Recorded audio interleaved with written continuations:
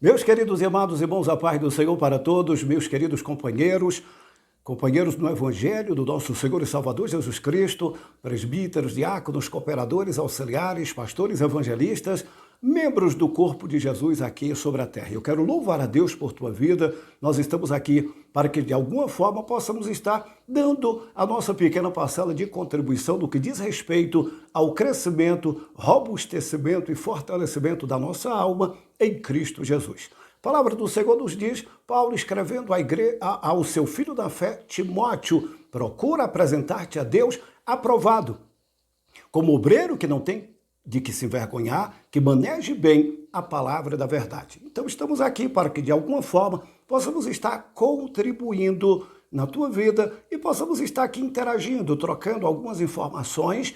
E hoje nós estaremos abordando a carta do apóstolo São Paulo à igreja em Filipos. Estamos aqui na nossa série de ministrações sobre as cartas paulinas.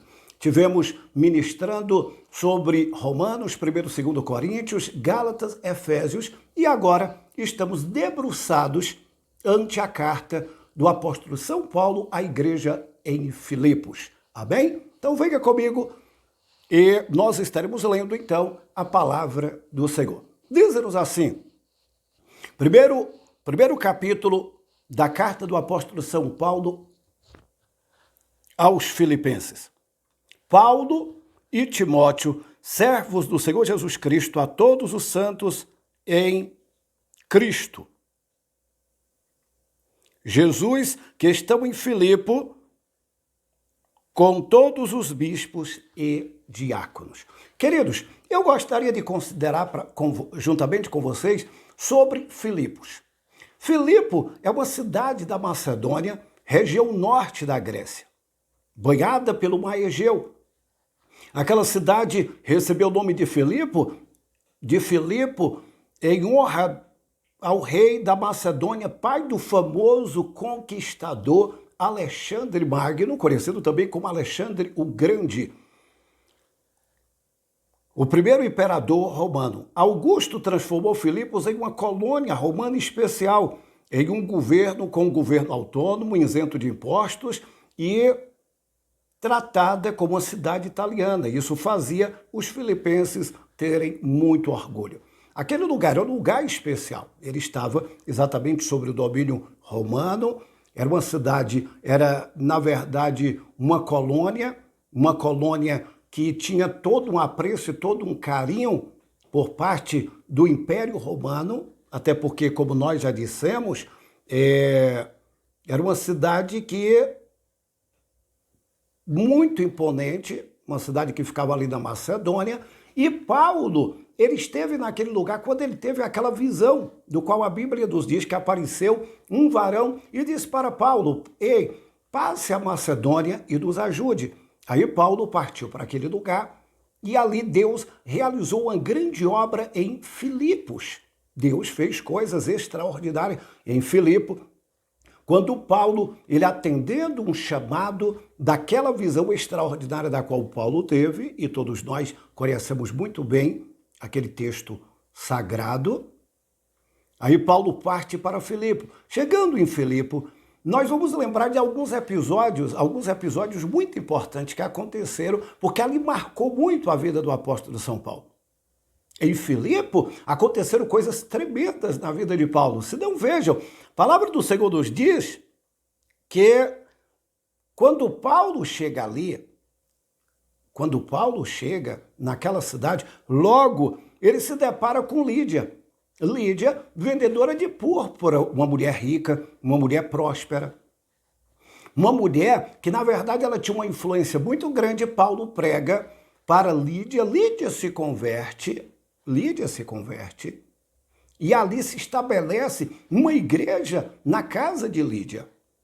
Lídia era uma mulher muito próspera, ela comprava a púrpura que era própria ali dos fenícios, que eles extraíam de um molúsculo, e era uma tintura e que eles trabalhavam muito essa questão da seda, do linho finíssimo. Era uma mulher que ela tinha uma influência muito grande, ela vestia os reis, os reis, as rainhas, os príncipes, a realeza, todos eles, de alguma forma, se vestiam de seda, de linho, e aquela tintura era muito especial. Lídia era uma mulher de grande influência, era uma mulher de grande relevância, era uma mulher que Deus colocou no caminho de Paulo. Paulo pregou para ela se converteu, e na casa de Lídia se estabeleceu uma igreja. Tem um episódio também muito interessante.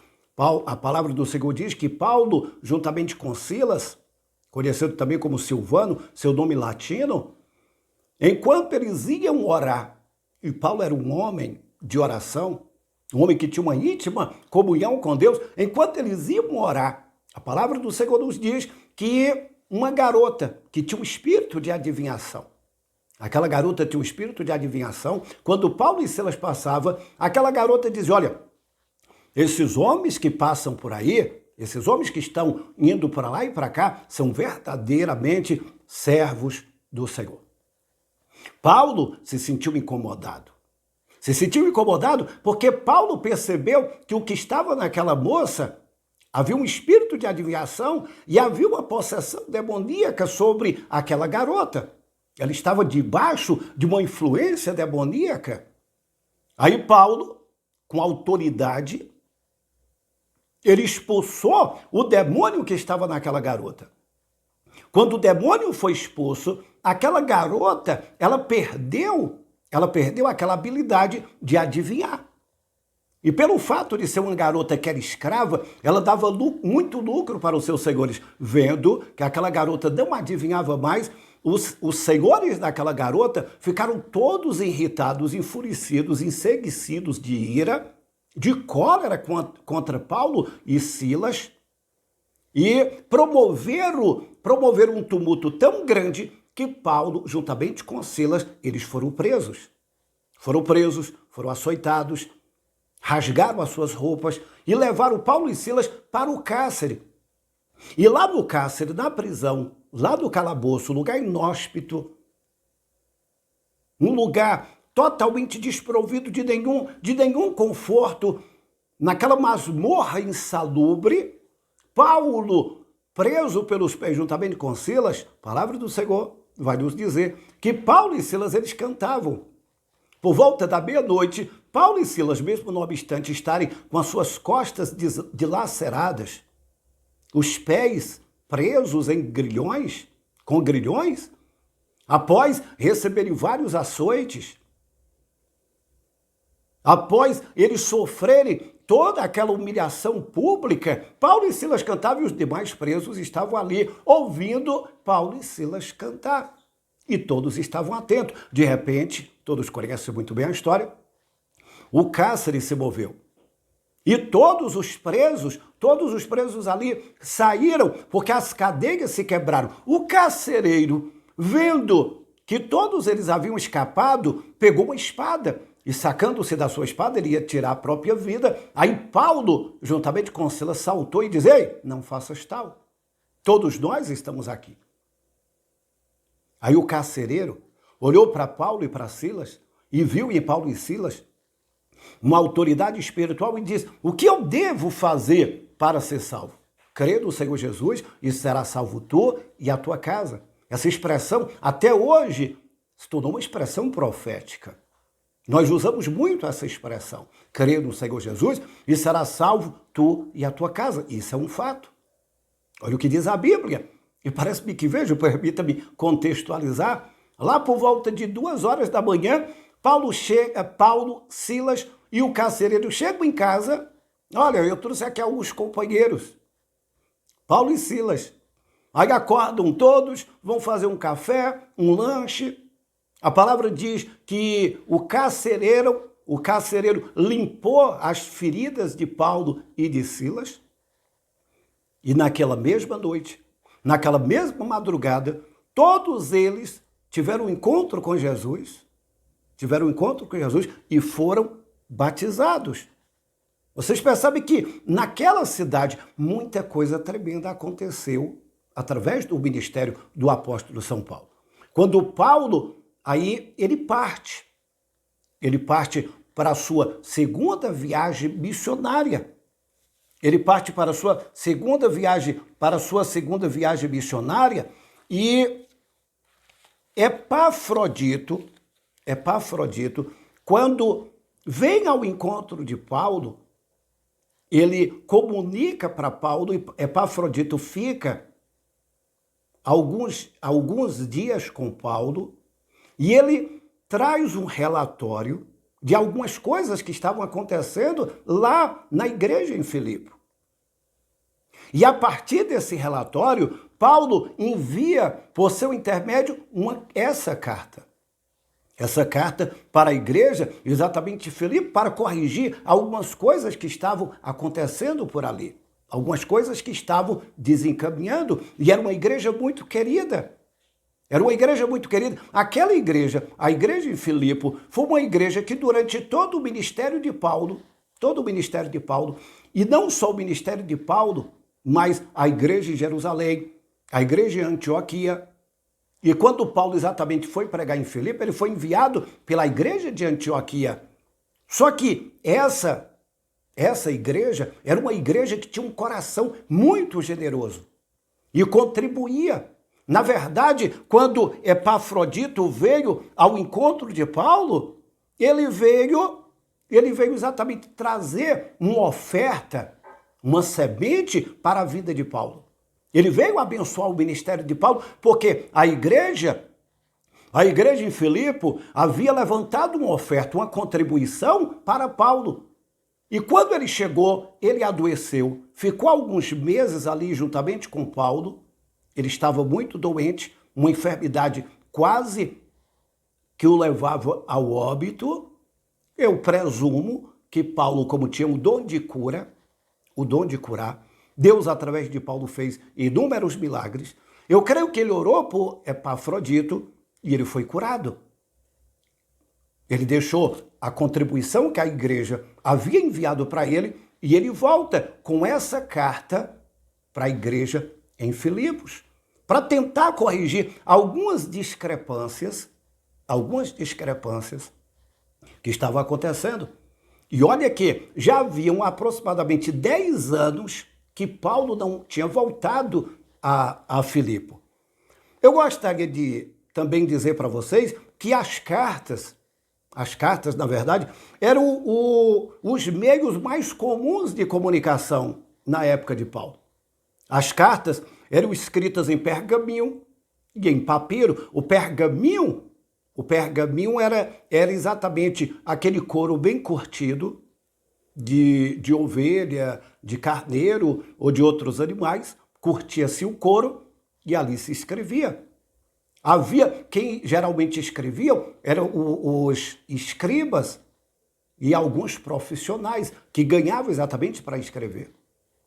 Havia uma comunicação muito grande através de carta. Naquela época, diferentemente de hoje, que tem e-mail, tem mensagem de texto rápida, hoje a velocidade é muito grande. Naquela época era tudo através de carta, havia uma dificuldade maior. As cartas também, elas sempre usavam letras maiúsculas, todas maiúsculas, ou letras todas minúsculas. Não tinha capítulo, não tinha versículo, não tinha espaçamento, não tinha vírgula e não tinha pontos também. Queridos, é interessante notar que dos 27 livros do Novo Testamento, 21 são cartas, são epístolas, das quais 13 são atribuídas ao apóstolo São Paulo. 4 são dirigidas a indivíduos, como 1º e 2º Timóteo, Tito, Filemon. Então, Paulo, ele teve uma influência escriturística enorme. Então, Paulo, ele envia essa carta através de Epafrodito. A data que essa carta foi escrita foi por volta do ano 64, durante a primeira prisão de Paulo em Roma, do qual ele ficou aproximadamente 2 anos. Paulo, ele ficou 2 anos preso ali em Roma, em prisão domiciliar. guardado exatamente pela guarda pretoriana, que era exatamente a guarda de elite, era a guarda do próprio imperador. E ele teve a oportunidade de ficar ali preso durante 2 anos em prisão domiciliar. Nós vamos perceber isso na carta dele. Então, por que essa carta foi escrita?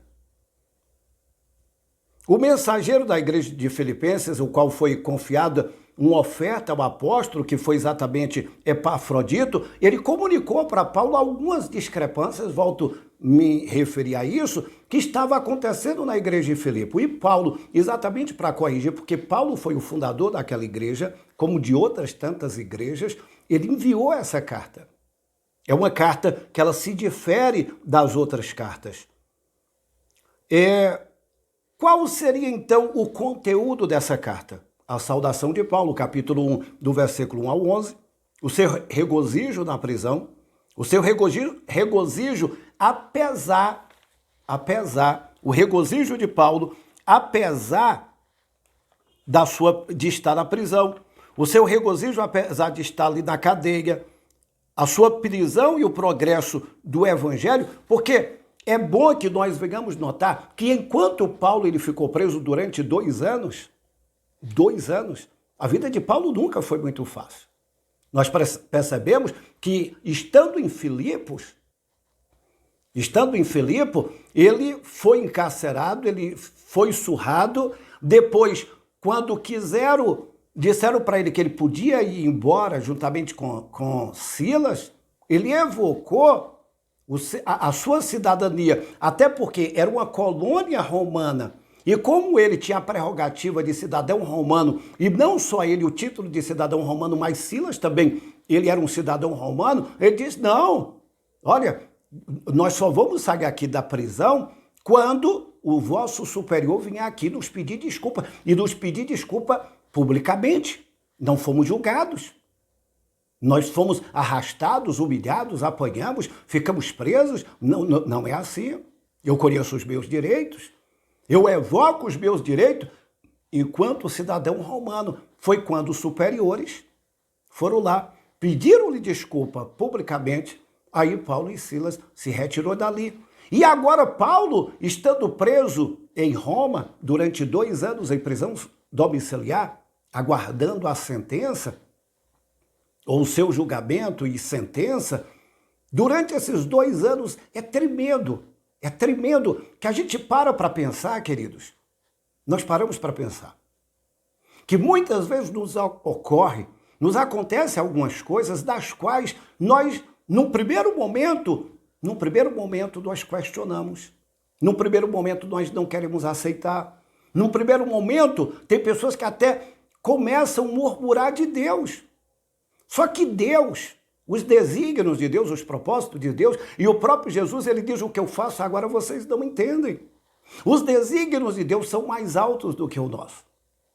O projeto de Deus estabelecido para as nossas vidas, por mais que nós não entendamos num primeiro momento, porque tem situações das quais a gente não entende, e muitas vezes Deus está preparando coisas tremendas. Enquanto Paulo estava preso, ele teve a oportunidade de ter um alcance ainda maior do que se ele estivesse livre.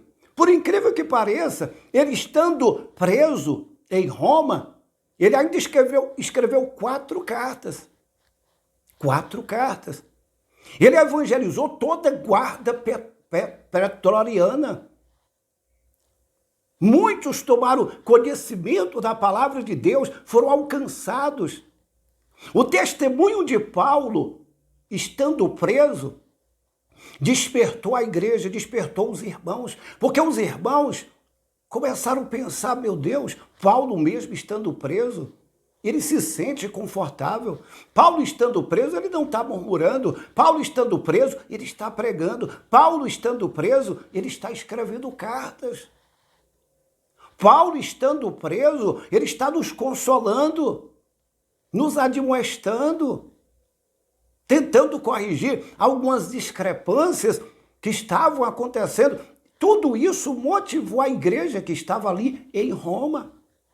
Porque a primeira carta a carta aos Romanos já havia sido redigida, porque já havia uma igreja em Roma. Então os irmãos ali foram despertados. Olharam para Paulo, mesmo não obstante estando preso, Paulo, ele não se calava. Paulo, na verdade, ele continuava com a pregação genuína da palavra de Deus. Então, nós vamos observar o gozo de Paulo apesar daqueles que no espírito de partidarismo estão pregando o evangelho por motivos falsos. E esses motivos falsos eram exatamente os judaizantes. Paulo estava ali preso, tinham alguns que estavam de alguma forma tentando ofuscar o ministério de Paulo. Tentando exatamente ofuscar o ministério de Paulo, aí Paulo diz, olha, ei, contanto que o evangelho seja pregado.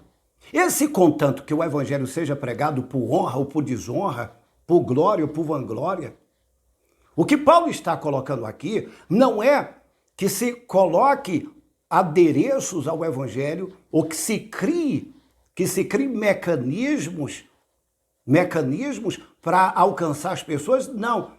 Quando Paulo se reporta aqui, ele está falando exatamente da intenção do coração. Porque muitos estão pregando o evangelho desde aquela época, não muito diferente dos dias que nós vivemos.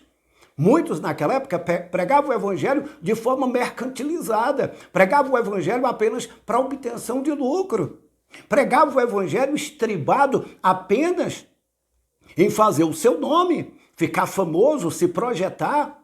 Essa questão de ficar famoso ou se projetar é uma consequência que depende muito daquilo que nós nos propomos a fazer, da inteireza, da pureza, da sinceridade que emana, que brota do coração, quando a nossa motivação é exatamente trazer Cristo para o centro e glorificar o nome dele. Não é vivermos de alguma forma obcecados para estarmos na mídia, nos holofotes, sendo aplaudido. Então, quando Paulo diz, importante é que o evangelho pregue. Até porque o julgamento, e nós não temos a competência de julgar o coração de ninguém, o julgamento vem de Deus. Importa que seja pregado o evangelho. Alguns estão pregando, tentando de alguma forma ofuscar o brilho de Paulo. Pensando que com isso Paulo ia ser diminuído. Muito pelo contrário. Paulo ele se regozijava porque mesmo no obstante alguns estarem pregando com revanchismo, estarem pregando, tentando de alguma forma subtrair a figura de Paulo, o evangelho estava sendo pregado. Porque a palavra, Deus tem compromisso com ela. Então, Paulo ele tinha o seu regozijo, o seu gozo, o gozo apesar da perspectiva de morte. Pouco importava o apóstolo viver ou morrer, porque ele próprio diz, o viver para mim é Cristo, o morrer é ganho. Paulo já estava experimentado a todas as intempéries e as dificuldades. Nós vamos perceber que a vida de Paulo, todo o seu ministério, na verdade, foi pontilhado por muitos desafios. Muitos desafios. Paulo, na verdade, ele, por várias vezes, ele próprio diz, olha, eu não fui pesado a ninguém. Eu não fui pesado a ninguém. Tinha um momento que Paulo, ele se usava do seu ofício, ele trabalhava exatamente para se manter. A igreja de Filipe sempre foi uma igreja que ajudava o ministério de Paulo. E Paulo, ele faz menção a isso. O quanto a igreja estava ali sendo útil. Nós vamos observar, eu estou aqui tendo uma visão panorâmica do conteúdo da carta de Paulo aos irmãos ali em Filipos. Nós vamos observar que existe pelo menos 3 exemplos de abnegação. Abnegação, de entrega, de rendição. 3 exemplos Paulo coloca aqui no capítulo 2. Paulo ele começa com uma exortação à união que estava em perigo. Porque havia uma certa desunião E aí Paulo, ele exatamente, ele diz, olha, não tenha cada um em vista o que é propriamente seu, ou também cada qual o que é do outro. O apóstolo, ele cita três exemplos de vida, de sacrifício, de abnegação. Porque havia um certo partidarismo, havia divisões. Estava surgindo no meio da igreja pessoas que estavam tendo visão diferente. E nós não podemos ter visão diferente sobre o reino de Deus. O reino é dele, a glória é dele, a honra é dele. Nós somos apenas edificadores do reino. O próprio Paulo, ele diz, olha, que um é o que planta, o outro é que rega, mas é Deus que dá o crescimento. A glória é de Deus, a honra é de Deus, o louvor é de Deus. Não é quem planta, não é quem semeia, não é quem colhe, mas quem dá o crescimento é que recebe a honra, recebe a glória. Aí Paulo, ele dá o exemplo de abnegação, o exemplo de Cristo, que embora sendo igual a Deus, ele esvaziou-se da sua glória. Olha o que diz a Bíblia. Jesus, mesmo sendo em forma de Deus, não teve por usurpação ser igual a Deus, mas humilhou a si mesmo, tomando forma de servo, e sendo obediente até a morte de cruz, pelo qual Deus o exaltou e lhe deu o nome que é sobre todos os nomes, para que ao nome dele se curve todos os joelhos, tanto dos que estão na terra como dos que estão no céu. Jesus, o maior exemplo de abnegação, que sendo em forma de Deus, sendo Deus, ele não teve por usurpação ser igual a Deus, mas humilhou a si mesmo. Então, Paulo, ele evoca aqui e coloca diante dos irmãos o exemplo de Cristo. Um exemplo de abnegação. Um exemplo, na verdade, que Jesus deu de humildade. E durante o ministério de Jesus, ele foi um ministério exatamente um ministério pautado na humildade. Ele cita também o exemplo de Timóteo. Era um ministro que exemplificava profundamente essa questão da abnegação, da rendição. Ele cita também um exemplo de abnegação do Epafrodito, que foi um grande exemplo também de abnegação, de rendição, de entrega, de lealdade, de cumplicidade, de companheirismo. Aí Paulo, ele começa a exortar os irmãos, ainda no capítulo 2, versículo 5 ao 16, ele coloca uma tríplice exortação. Se não vejam, uma exortação à perseverança na fé, que eles não deveriam demover da sua fé, uma exortação à obediência e uma exortação à atividade missionária. E essa igreja aqui, diga-se de passagem, foi uma igreja extremamente missionária. Uma igreja que sempre levantava oferta, levantava recursos, exatamente para ajudar os mais necessitados. Era uma cidade, como sendo uma colônia muito forte, rica, poderosa, muito dinheiro, eles ajudavam, eles semeavam, eles tinham a liberalidade. Aí Paulo, após dar esses exemplos de abnegação, exemplo de Cristo, exemplo de Timóteo, o próprio exemplo de Epafrodito, ele nos admoesta sobre alguns erros. Uma demonstração contra o legalismo, que estava havendo ali aquele movimento ainda judaizante sobre a questão da circuncisão.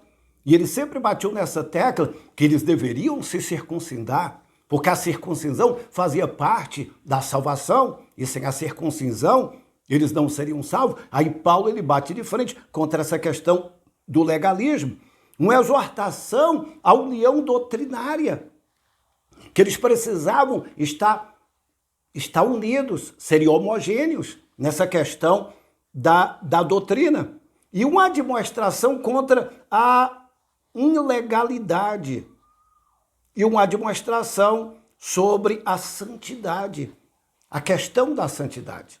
Uma vida pautada na palavra, uma vida separada do mundo, uma vida que é vivida única e exclusivamente fundamentada na palavra.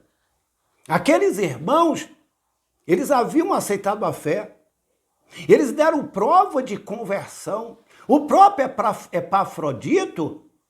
Epafrodito, que era grego, e esse nome, na verdade, ele faz alusão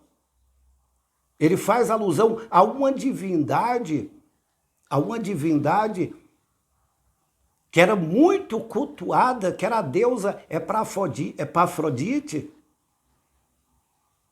Então, tudo leva a crer que a sua mãe e os seus pais eram adoradores da deusa. Mas esse homem se converteu, se tornou um grande contribuinte, um grande emissário, um grande companheiro, um grande obreiro, do qual Paulo, ele dá testemunho. Lídia se converteu, o carcereiro de Filipe se converteu, e agora Paulo está admoestando esses irmãos a perseverarem na santidade. E as exortações finais, que estão do capítulo 4, exortação à firmeza, exortação à unidade, à cooperação com os obreiros cristãos, ao regozijo, exortação à tolerância, à mansidão, à liberdade da ansiedade, exortação à manutenção de uma mente santa, à prática do cristianismo e os seus agradecimentos e as saudações finais do apóstolo São Paulo. Então, quando Paulo escreve à igreja, ele tinha essas finalidades, ele tinha esse objetivo. Que Deus nos ajude e que nós possamos olhar dentro dessa lente que o apóstolo São Paulo, ele sempre olhava a unidade, a santidade, o nome de Deus, a glorificação do nome de Deus. E durante esse período, mesmo não obstante estando preso, privado de estar viajando, Paulo, ainda assim, nele se cumpriu os desígnios de Deus. Que nós possamos, queridos, dentro dessa visão panorâmica que nós abordamos aqui sobre a igreja em Filipos, nós possamos guardar esse vínculo da unidade. Que nós possamos ser cooperadores, que nós possamos ser usados por Deus no sentido de minimizar, de minorar a dificuldade dos outros. Como a igreja em Filipo contribuía, cooperava. Que nós possamos também sermos fiéis cooperadores no reino de Deus. Que Deus nos ajude, que Deus nos abençoe. Que Deus nos dê mais da sua graça para que nós possamos continuar cada dia fazendo a obra de Deus com interesse, com lealdade, com fidelidade, com retidão, com sinceridade, olhando para os fundamentos apostólicos, olhando para o fundamento do qual o próprio apóstolo São Paulo ele coloca aqui. Paulo ele anunciava despojado de quaisquer outro sentimento que não fosse o sentimento de glorificação ao nome de Deus. O apóstolo São Paulo ele estava pronto até morrer, foi preso. Nesses últimos dias que antecedem a súbita e iminente vinda de Cristo para o rapto da igreja, nós precisamos estarmos munidos do que é essencial. E o que é essencial? Glorificar o nome de Deus. Que a nossa vida glorifique a Deus. Que o nosso testemunho glorifique a Deus. Que o nosso servir glorifique a Deus. Que as motivações do nosso coração estejam única e exclusivamente voltadas à glorificação do nome do Senhor. Que Deus nos ajude, que Deus nos abençoe. E se esse sintético estudo de alguma forma foi de proveito para você, compartilhe. Mande para o maior número de pessoas que você puder. Divulgue o canal, deixe o seu like e o nome de Deus vai continuar sendo glorificado. Forte abraço, fiquem todos com Deus do vosso servo, Pastor Marcos. Abraço, divulgue o canal, convide pessoas mais para entrar e em setembro, se Deus permitir, estaremos disponibilizando o curso básico em teologia, inteiramente gratuito, e no final do curso nós estaremos emitindo um certificado de conclusão. Vai ser uma bênção, aguardo você. Deus abençoe, até a próxima.